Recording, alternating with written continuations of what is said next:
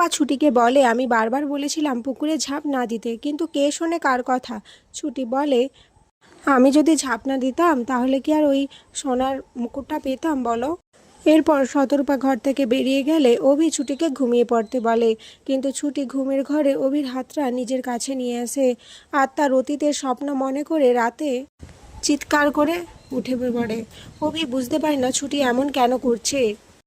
অপরদিকে ঝুমকি এসার কাছে গিয়ে এসাকে বোঝানোর চেষ্টা করে। এসা বলে, আমি তোমার সাথ দিলাম আর অথচ তুমি ঠাম্মির কাছে আমাকে ফাঁসিয়ে দিচ্ছ।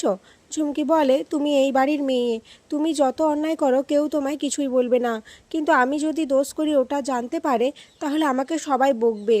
এভাবেই কান্নাকাটি করে এসাকে আবারও নিজের জালে ফাঁসিয়ে নেয় ঝুমকি। অপরদিকে অভি ছুটির ঘোর জোয়ার আসায় তার মাথায় জলপট্টি দিতে থাকে। আর এখানেই আজকের পর্ব শেষ হয়ে যায়। তো বন্ধুরা, তোমাদের কি মনে হয় ছুটি কি পারবে তার অতীতের সমস্ত কথা মনে করতে? অবশ্যই কমেন্টে জানিও।